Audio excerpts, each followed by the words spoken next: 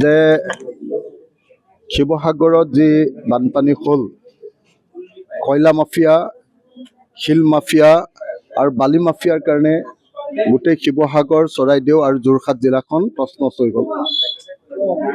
আজি মই একদম আমাৰ শিৱদৌলৰ কাষতে থকা শিৱদৌল, আমাৰ শিৱসাগৰৰ মূল ঠাই যিটো শিৱদৌলৰ কাষতে থকা শিৱসাগৰ গাৰ্লছ কলেজ পৰিভ্ৰমণ কৰিলোঁ। শিৱসাগৰ গাৰ্লছ কলেজৰ ছায়েন্স ডিপাৰ্টমেণ্টটো পৰিভ্ৰমণ কৰি মই আচৰিত হ'লোঁ যে তাৰ physics department, chemistry department, home science department, চব ডিপাৰ্টমেণ্টবিলাক ধ্বংস হৈ গ'ল। তাৰ পাছত সম্পূৰ্ণৰূপে ধ্বংস হৈ গৈছে তেওঁলোকৰ হোষ্টেলটো।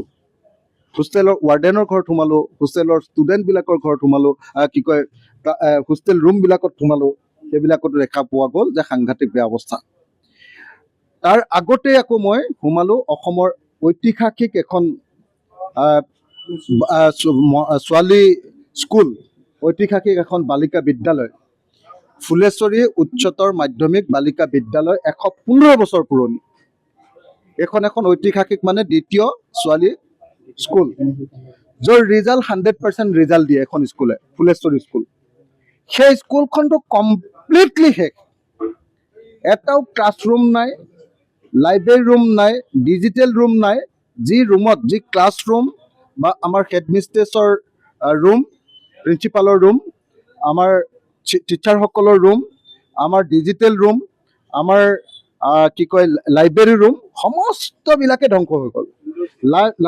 লাইব্ৰেৰী ৰুমটোত কি হৈছে, আপোনাৰ লাইব্ৰেৰী ৰুমটোত আপোনাৰ এটা আলমাৰীত যে 4টা খলপা থাকে, 3টা খলপাৰ কিতাপ পুৰা ধ্বংস হৈ গ'ল। এতিয়া অসমৰ মুখ্যমন্ত্ৰীয়ে কৈছে যে এখন শিক্ষানুষ্ঠানক আমি 2 লাখ 3 লাখ টকা দিম।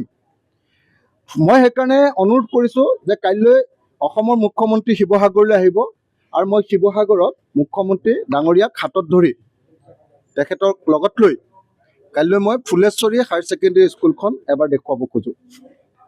যে ফুলেশ্বৰী হায়াৰ ছেকেণ্ডেৰী স্কুল টাউনৰ মাজমজিয়াৰ ঐতিহাসিক স্কুলখন, যিখনত পদ্মধৰ চলিহাই পঢ়ুৱাইছিলে, যিখনত আমাৰ মহেশ্বৰ নেওগে পঢ়ুৱাইছিলে, যিখনৰ প্ৰথম 2টা ৰুম এতিয়াও আপোনাৰ দীপালী বৰঠাকুৰ আৰু নিৰ্মল প্ৰভা বৰদলৈৰ নামত আছে, তেওঁলোকে পঢ়িছিলে তাত। সেই স্কুলখন পুৰা ধ্বংসপ্ৰাপ্ত হৈ গ'ল। তো তাত আমি এটা বিল্ডিং দিছোঁ 7 কোটি টকাৰ, কিন্তু সেইটো এতিয়ালৈকে হোৱা নাই। 1 বছৰ, 1.5 বছৰ, 2 বছৰ লাগি যাব। গতিকে এনেকুৱা পৰিস্থিতিত মই অসমৰ মুখ্যমন্ত্ৰীক আকৌ এবাৰ জনাওঁ যে যেনেকৈ মই অসমৰ প্ৰকৃত অৰ্থত বানপীড়িত পৰিয়ালবিলাকক 10 লাখ টকাকৈ দিবৰ কাৰণে এটা পৰিয়ালক 10 লাখ টকাকৈ দিবলৈ কৈছোঁ, LP স্কুলবিলাকৰ কাৰণে 5 লাখ টকা, ME স্কুলবিলাকৰ কাৰণে 10 লাখ টকা, হাইস্কুলবিলাকৰ কাৰণে 20 লাখ টকা, আৰু আমাৰ এনেকুৱা ঐতিহাসিক হায়াৰ ছেকেণ্ডেৰী স্কুলবিলাকৰ কাৰণে য'ত 900 ষ্টুডেণ্ট আছে তাৰ কাৰণে 50 লাখ টকা, আৰু কলেজ, আমাৰ গাৰ্লছ কলেজৰ নিচিনা কলেজবিলাকৰ কাৰণে য'ত বানপানী উঠিছে তাত মিনিমাম 1 কোটি টকা কাইলৈ অসমৰ মুখ্যমন্ত্ৰীয়ে ঘোষণা কৰি যাব বুলি মই আশা প্ৰকাশ কৰিছোঁ। সেইকাৰণে আজি মই আপোনালোকক নিমন্ত্ৰণ কৰি আনি অসমৰ মুখ্যমন্ত্ৰীয়ে যাতে কথাটো জানিব পাৰে যে কাইলৈ একদম চাৰ্কিট হাউচৰ ওচৰতে থকা আমাৰ শিৱদৌলৰ কাষতে থকা ফুলেশ্বৰী হায়াৰ ছেকেণ্ডেৰীখন মই তেখেতক দেখুৱাব খোজোঁ। গাৰ্লছ কলেজৰ ছায়েন্স ডিপাৰ্টমেণ্টটো মই তেখেতক দেখুৱাব খোজোঁ, যাতে তেখেতে প্ৰকৃত অৰ্থত শিক্ষানুষ্ঠানৰ কিমান ক্ষতি হৈছে সেইটো বুজি যায়, আৰু যাতে 3 লাখ বা 5 লাখ টকাৰ কথা নকয়, যাতে তেওঁ 2 লাখ 3 লাখ টকা দিম বুলি কৈছে শিক্ষানুষ্ঠানবিলাকক, 2 লাখ 3 লাখ টকা নহয়, যাতে প্ৰকৃত অৰ্থত ক্ষতিপূৰণ দিয়ে। মই বাৰম্বাৰ এটা কথা কৈ আছোঁ, মই আপোনালোকক সদায় অনুৰোধ কৰি আছোঁ সাংবাদিকবিলাকক যে বাৰম্বাৰ এটা কথা প্ৰচাৰ কৰক যে 15,000 টকা নহয়, 25,000 টকাও নহয়, এটা প্ৰকৃত বান পীড়িত ৰাইজক মিনিমাম 10 লাখ টকা দিয়ক।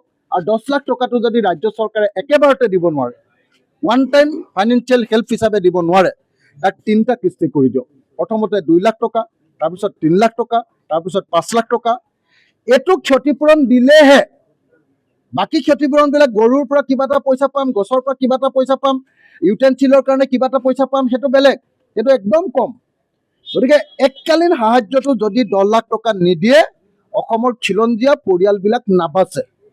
এই কথাটো মই 100 বাৰ কৈও এতিয়ালৈকে ভালকে পাব্লিচিটিও পোৱা নাই আৰু মুখ্যমন্ত্ৰীয়েও কথাটো বুজা নাই।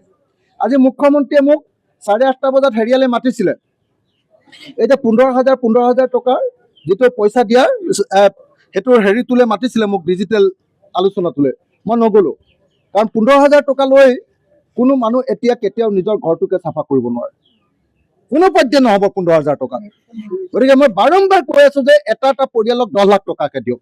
মই আশা কৰিম যে আপোনালোকে এই বস্তুটো প্ৰচাৰ কৰিব যে স্কুলখনত কিমান খৰচ কৰিলেহে এতিয়া আকৌ এখন নতুন স্কুল হৈ উঠিব, আকৌ ঘৰখনত কিমান টকা 10 লাখ টকা দিলেহে যে এখন নতুন ঘৰ হৈ উঠিব। এইটো বস্তু বাৰম্বাৰ অসমৰ মুখ্যমন্ত্ৰীয়ে যিদিনাই বুজিব সেইদিনাই অসমীয়া মানুহবিলাকৰ কাৰণে যেনে তেনে থন ধৰি উঠিবৰ কাৰণে সুযোগ হ'ব। নহ'লে কিন্তু এক পিঢ়ি বুলি যে কয়, এক পুৰুষ 25 বছৰ অসমীয়া মানুহ পিছুৱাই যাব। আৰু আজি মই আমাৰ গাৰ্লছ কলেজৰ কাৰণে মোৰ পিনৰ পৰা MLA হিচাপে 5 লাখ টকা এটা সাহায্য দিম ঘৰটো চাফা কৰিবৰ কাৰণে, গাৰ্লছ কলেজখন চাফা কৰিবৰ কাৰণে। আৰু আমাৰ ফুলেশ্বৰী স্কুলৰ কাৰণে 2 লাখ টকা এটা দিম, তেখেতসকলৰ স্কুলখন চাফা কৰাৰ প্ৰাথমিক কাম এটা কৰিবৰ কাৰণে। বাকীটো মই চৰকাৰৰ পৰা উলিয়াই দিব লাগিব, মইতো আৰু ইমান বেছিকৈ দিব নোৱাৰোঁ। গতিকে ফুলেশ্বৰী হায়াৰ ছেকেণ্ডেৰী স্কুলৰ কাৰণে মই 2 লাখ টকা আৰু গাৰ্লছ কলেজৰ কাৰণে 5 লাখ টকা এতিয়া মই তেখেতসকলৰ হাতত নগদ তুলি দিম। আৰু আশা কৰোঁ যে এইটো সামান্য সহায়, তথাপি শিৱসাগৰৰ ৰাইজৰ প্ৰতিনিধি হিচাপে মই কৰিব পৰা সহায়টো তেওঁলোকক কৰি যাব খুজিছোঁ।